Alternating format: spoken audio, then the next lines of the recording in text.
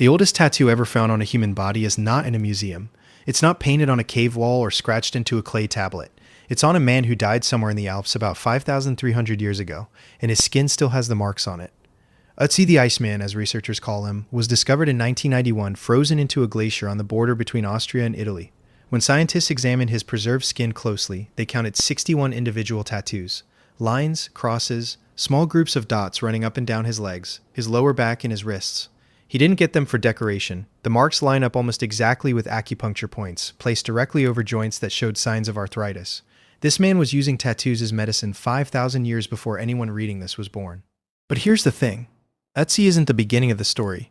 He's just the oldest direct physical evidence we've been able to recover, which is a very different thing. Skin doesn't preserve well. It decays, it burns, it disappears with the body. What survives are bones, tools, pigment residues, and sometimes the cultural objects people left behind. So the real question isn't when did we find the first tattoo, it's how far back does the practice actually go, and what does the evidence suggest about the people doing it? To understand how old tattooing probably is, you have to understand something about ochre. Ochre is an iron-rich earth pigment that ranges in color from yellow to deep red, and ancient humans were obsessed with it. Archaeologists have found ochre use going back at least 300,000 years in sites across Africa and Europe. For a long time, researchers assumed it was used for cave paintings or symbolic markings on rock surfaces. And it was. But ochre works just as well for marking skin. It's vivid, it adheres, and it lasts. Some researchers now argue that body painting with ochre may be the direct ancestor of tattooing. Same impulse, same materials, just without puncturing the skin. The gap between painting your body and permanently marking it may have closed gradually over thousands of generations. The evidence for early body modification practices extends beyond simple pigment use. Archaeological contexts from Africa and the Levant show that ochre wasn't merely applied haphazardly. The patterns found on objects associated with human habitation suggest intention and aesthetic consideration. People were selecting ochre, preparing it, and applying it in deliberate ways. Some researchers point to evidence of ochre use on shells and bone objects as indicators that decorative and symbolic thinking were intertwined. The shells themselves were often pierced or worked, suggesting that permanent or semi-permanent modification was already part of how humans thought about marking their world. When you combine this evidence with the later appearance of personal adornment items like beads and pendants, a picture emerges of humans gradually moving toward more permanent forms of body modification over tens of thousands of years. The earliest strong evidence for actual tattooing as a distinct practice comes from ancient Egypt. Mummies from around 2000 BCE have been found with tattoos, and for decades those were considered the oldest confirmed examples on human tissue. Female mummies from the period of the Middle Kingdom had dot and dash patterns tattooed across their abdomens and thighs. For a long time, researchers assumed only women had tattoos in ancient Egypt, which led to theories that the marks were connected to fertility or ritual practice. Then a male mummy turned up with tattoos too, and those theories had to be reworked. What became clear is that tattooing in ancient Egypt wasn't marginal. It was widespread enough to appear across different bodies, different time periods, and different contexts. But Ötzi pushed the Egyptian examples back by over 1,000 years, and researchers had no reason to think the Copper Age Alps were where the practice originated. If a man in 3,300 BCE already had 61 of them, including what appear to be therapeutically placed marks, then tattooing had already been around long enough to develop into something systematic. You don't arrive at that level of specificity overnight. Someone had already figured out that placing marks over painful joints did something useful. That kind of knowledge accumulates across generations. The consistency of placement across Ötzi's body suggests there was a protocol being followed, a shared understanding of where marks should go and why. This implies teaching, learning, and standardization. It implies masters and apprentices, or at least experienced practitioners passing techniques to newer ones. So how do researchers even try to push further back? The tools are one of the main lines of evidence. Across multiple archaeological sites on different continents, researchers have found small pointed implements made from bone, shell, or sharpened stone that show traces of pigment in ways consistent with skin puncturing. A set of tools found in Tennessee, at a site associated with indigenous peoples, dates to around 3,500 years ago and were found alongside soot-blackened residue. Similar implements have turned up in Western Polynesia dated to about 2,700 years ago. In Europe and the Near East, fine bone needles with pigment residue appear across sites ranging from the Bronze Age back into the Neolithic. None of these finds prove tattooing conclusively on their own, but taken together, they form a pattern that keeps pointing in the same direction. The consistency across different regions and time periods is striking. These aren't isolated oddities. They're scattered throughout the archaeological record in ways that suggest a widespread and enduring practice. Let's talk about what we know from mummified remains beyond Ötzi in Egypt. The prehistoric people, a nomadic culture from the Altai region of Siberia, left behind some of the most spectacular ancient tattoo evidence ever recovered. Several of their mummies, preserved by permafrost conditions similar to what kept Ötzi intact, have been found with elaborate tattoos covering large portions of their bodies. One male prehistoric mummy, discovered in 1948 and dating to around 500 BCE, had tattoos of mythological animals running from his shoulders, down his arms, and across his chest. The images were complex. Interlocking creatures, stylized fish, deer with twisted antlers.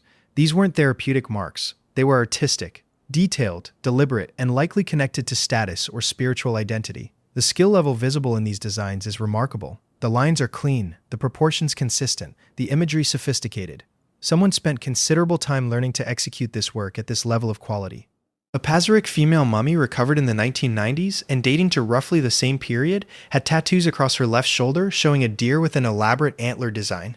The quality of the work suggests a practiced hand. Someone had spent time learning this skill, which means there was a tradition to learn from. Tattooing in the prehistoric culture wasn't experimental. It was established enough to produce complex imagery on high-status individuals buried with significant care and goods. That's not the behavior of a society trying something new. The fact that multiple prehistoric individuals of different status levels were tattooed suggests the practice was integrated throughout the society, not restricted to elites or shamans. What we're seeing in the prehistoric evidence is a mature tattooing tradition, one that had likely been developing for centuries before the burials we've recovered. Around the same time period, the ancient Egyptians were documenting tattooing in ways that went beyond physical remains. Figurines from the pre-dynastic period, dating back to around 4000 BCE, appear to have markings on their bodies in patterns consistent with tattooing. Some researchers argue these represent actual tattooed individuals. Others are more cautious, pointing out that figural art from that period is stylized enough that it's hard to distinguish tattoos from painted markings or decorative clothing. What's not in dispute is that by the time the Egyptian New Kingdom arrived, tattooing was well documented, common enough to appear in medical papyri, and clearly part of ritual and healing practice alongside everyday life. Egyptian medical texts from the New Kingdom period describe tattooing in clinical terms, suggesting it was recognized as an established therapeutic intervention. The inclusion of tattooing in formal medical documentation is significant because it indicates the practice had moved beyond folk remedy into something considered legitimate enough to record in official records. In Southeast Asia and the Pacific, the story runs along a different but equally deep track. Linguistic evidence from Austronesian languages suggests that the concept of tattooing is ancient enough to have been carried by the populations who spread across the Pacific beginning around 5,000 years ago.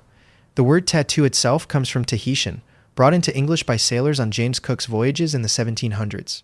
But the practice those sailors encountered wasn't new. Polynesian tattooing traditions are among the most intricate in human history, and the fact that similar practices appear across island groups separated by thousands of miles of ocean suggests they share a common origin, one that predates the separation of those populations. The remarkable consistency in technique and symbolism across island groups that had lost contact with each other centuries or even millennia earlier points to practices that were deeply embedded in culture before the dispersal occurred. This kind of linguistic and cultural continuity suggests tattooing wasn't a marginal or recent addition to Pacific Island societies. It was foundational. The Maori of New Zealand practiced tamoko, a form of tattooing specific to facial markings that encode genealogy, rank, and identity. The patterns are unique to individuals, functioning almost like a biological signature.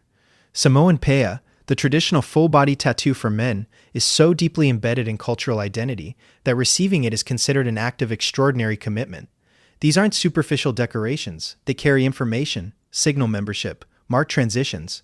And traditions this complex and this socially meaningful don't appear from nowhere. They develop over centuries, probably millennia.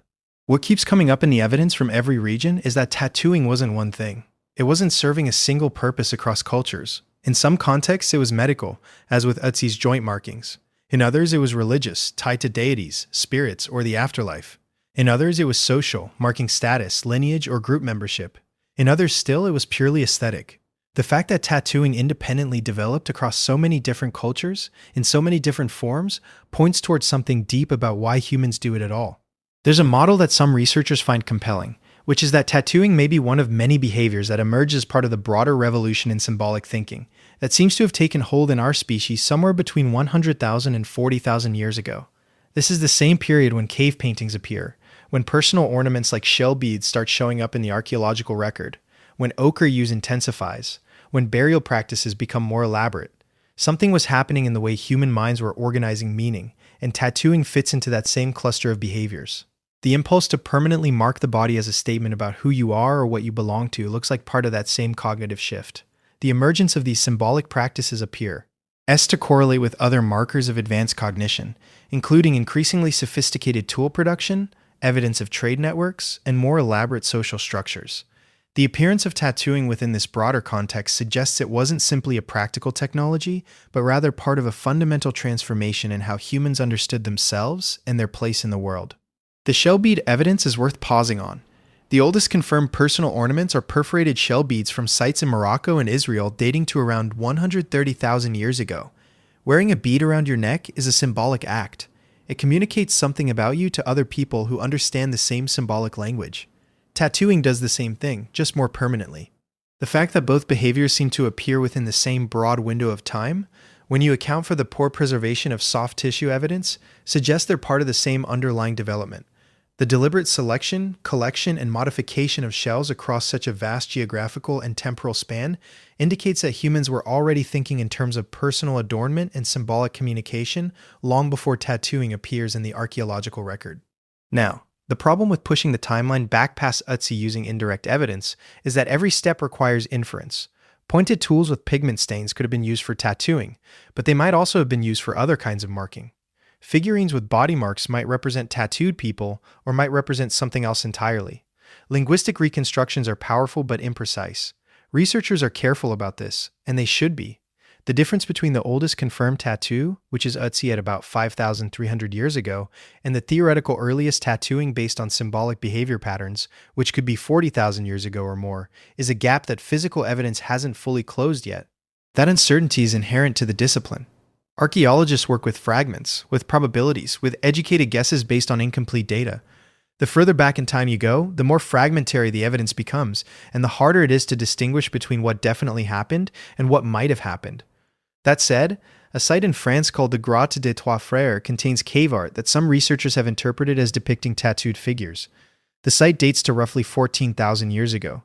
Similar arguments have been made about certain figurines from the Upper Paleolithic. None of these interpretations are universally accepted, and they don't need to be for the broader picture to hold. The point is that the evidence keeps nudging the timeline earlier, not later. Every time researchers find a new mummy, a new tool cache, or analyze a new site with better methods, the history of tattooing tends to get older, not younger. The directional consistency of these discoveries is noteworthy. We don't see evidence suggesting tattooing is getting younger as we look deeper into the past. Instead, the opposite pattern holds. The deeper the archaeological work goes, the further back tattooing seems to extend. Let's talk about what the practice actually required, because that tells you something about how old it probably is.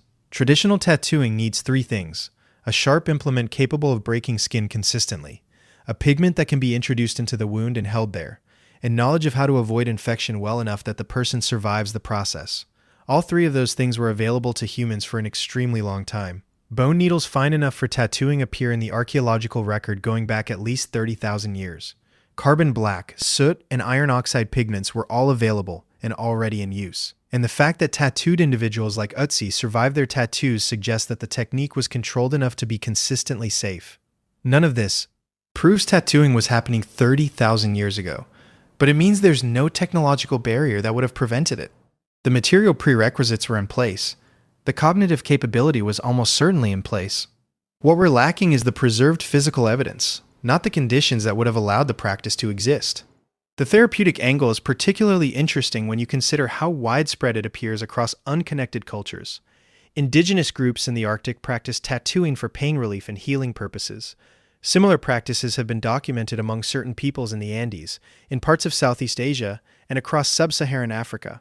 When the same solution to the same problem appears independently in populations that had no contact with each other, it usually means the solution works. The fact that placing marks on the skin over painful or troubled areas was developed as a form of treatment in so many places, independently, suggests people were observing real effects. Whether that was the counter-irritant effect, a placebo response, or something more complex is a different debate. But the behavior was clearly doing something useful enough to be preserved and passed on. By the time you reach the ancient world, as most people understand it, the evidence becomes dense and consistent. Ancient Greeks and Romans tattooed criminals and slaves as a form of permanent social marking. In Japan, the earliest evidence of tattooing dates to the Jomon period, roughly 5,000 years ago, based on clay figurines with patterns on their faces.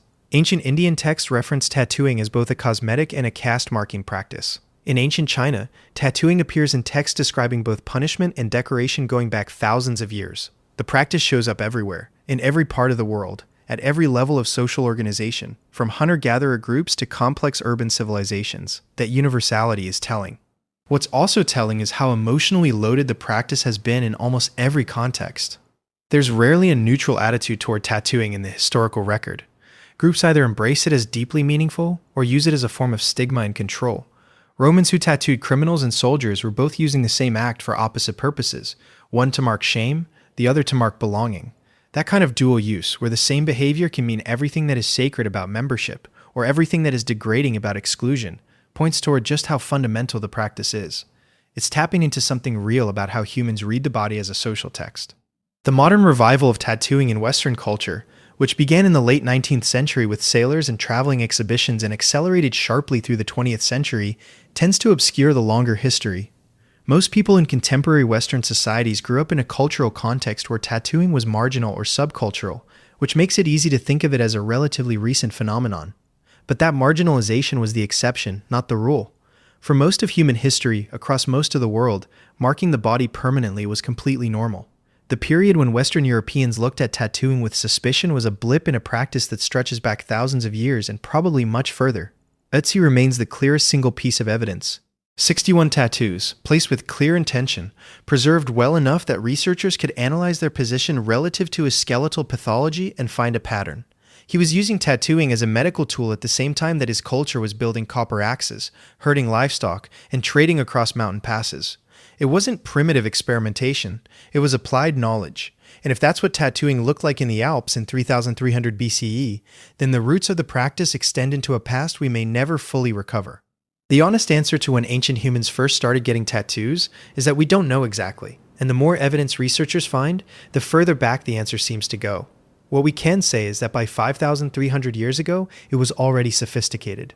By 40,000 years ago, the cognitive toolkit for it was almost certainly in place. And somewhere in between those 2 points, on a body that didn't survive, someone made a mark that lasted their whole life. We just haven't found it yet.